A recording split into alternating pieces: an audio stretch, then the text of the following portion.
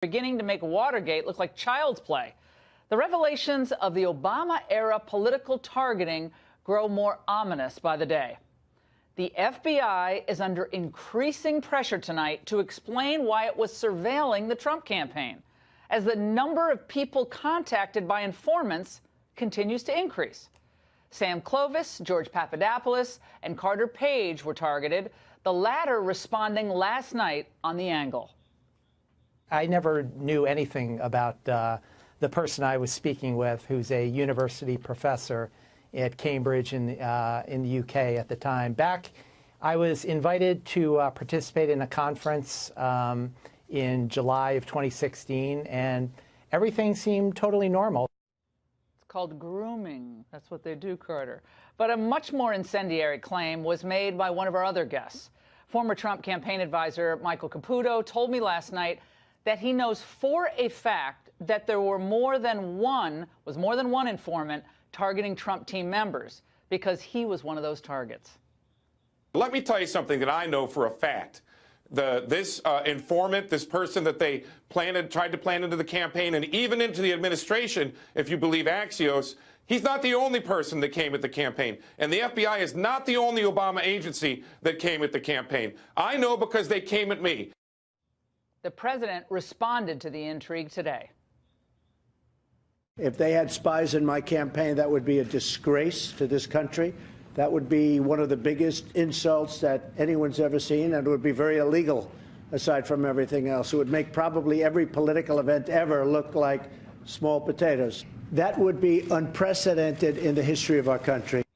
Caputo advanced his claim earlier on Fox, claiming that someone, some shadowy figure, floated the idea of passing along emails related to Hillary Clinton to the Trump campaign. So you raised the issue, just to be clear, you raised this issue with Mueller's team when they were questioning you, and they did nothing? They weren't even interested. They didn't even seem to be taking notes. I offered them the timeline. We at the Ingram Angle, along with a DOJ producer at Fox, looked into these claims and have identified the figure in question. Well, our source corroborated some of Caputo's claims, but he denied trying to entrap Caputo and his associate.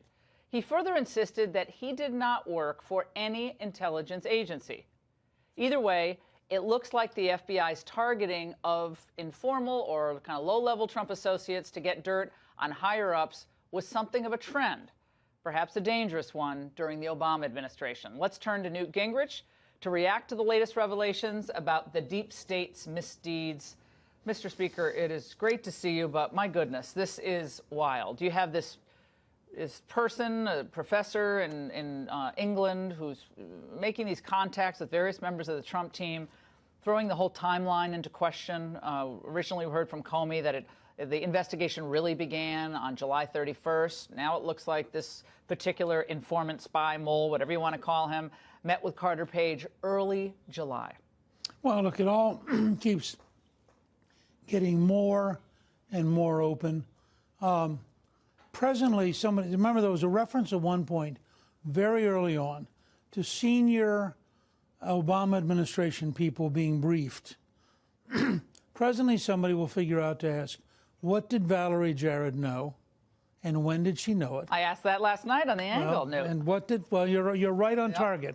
What did Barack Obama know, and when did he know it? Because what you're seeing happen is on every single level, and this is what happens with really big scandals. They keep on folding, and they keep on folding, and they keep on folding. So we're now supposed to believe that the Director of National Intelligence was lying to us, the head of the Central Intelligence Agency was lying to us, the head of the Federal Bureau of Investigation was lying to us, the number 2 person at the FBI was lying to us, the Attorney General was lying to us. I mean, she was meeting with Bill Clinton in an airplane in private to talk about their grandchildren.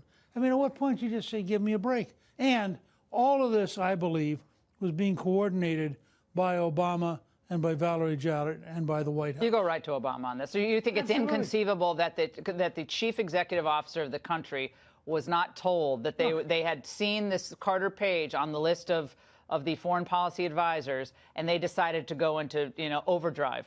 Look, I don't believe, if you took at the total number of things going on, I don't believe in an administration that was as tightly centralized as the Obama administration. You could have had as many different things going on, all of them illegal, without the president having been briefed. Furthermore, I'll give you one other example. The president is emailing Hillary Clinton on her insecure email. They carefully reword the FBI report to avoid telling us that President Obama clearly had to know she was using an illegal email because he's writing to it. But Newt, remember Susan Rice said President Obama did everything by the books. Remember she wrote that email to herself. I have to mention it in every show. All right, this is what Jim Clapper said today on The View about whether spying really occurred. Let's watch. Was the FBI spying on Trump's campaign? No, they were not. They were spying on a term I don't particularly like, but on what the Russians were doing, trying to understand, were the Russians infiltrating, trying to gain access, trying to gain leverage. Newt, a legitimate inquiry. If the Russians are pulling the strings of the Trump campaign, that's what he says. First of all, and I've known Jim Clapper for years. I am astounded how bad he looks now. I'm astounded how dishonest and incompetent he looks. I mean, he was a great public servant for many, many years. But when the former director of national intelligence tells you he doesn't like to use the word spying, you have to ask yourself. That is funny. I didn't think of it until you just mentioned that. He was the director of national intelligence. What do you think he was in charge of doing? He was in charge of spying.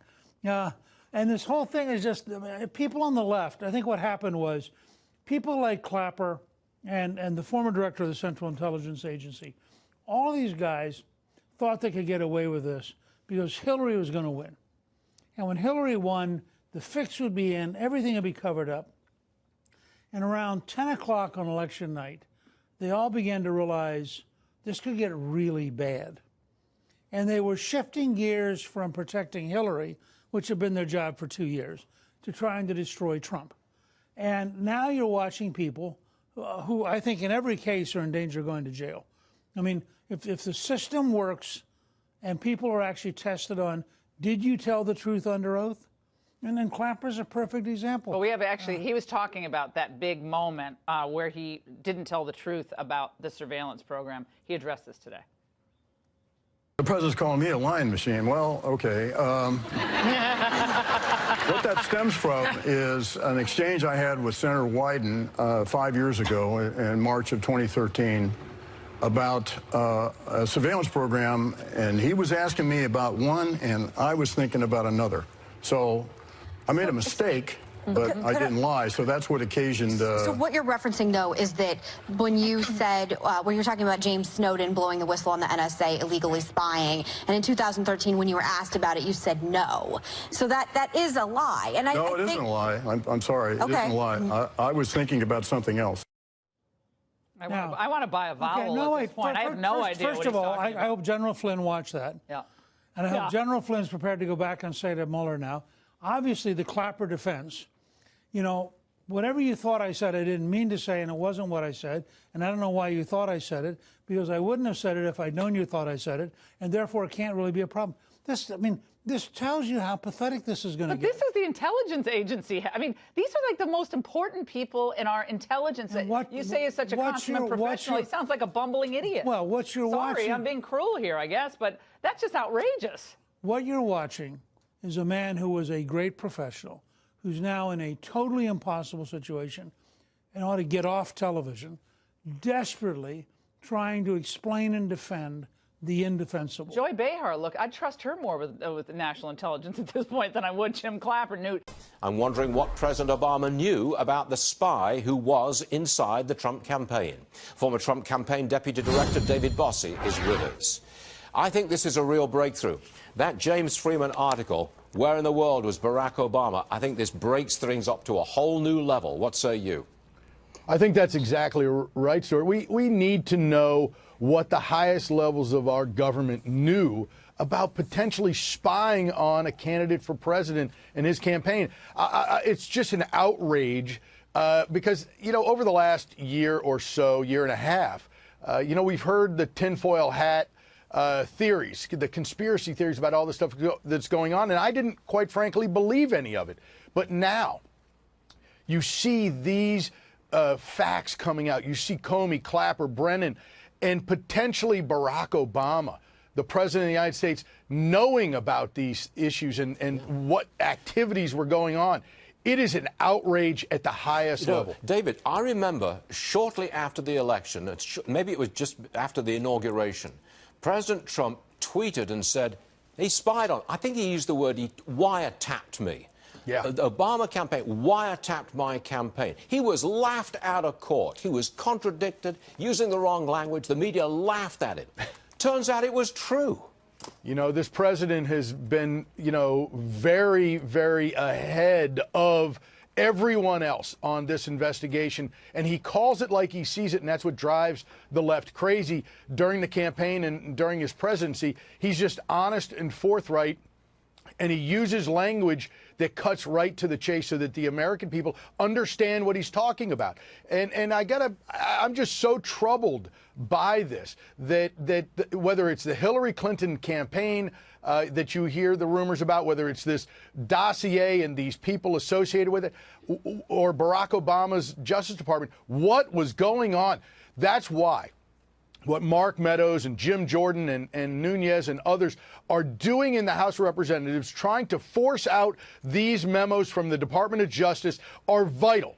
It is absolutely imperative that the American people have transparency here and understand what was going on. What was exactly going on during these days and months leading up to the election of Donald Trump as president. Yes. And we must get to that so that we understand the underpinnings of this farce of an investigation into so-called Russian collusion, which, of course, never happened. Tell us how you really feel, David. Okay, let me move on to something else. I've got a Bloomberg column suggests that voters favor President Obama over President Trump because of Obama's integrity. Okay, no, your response to that?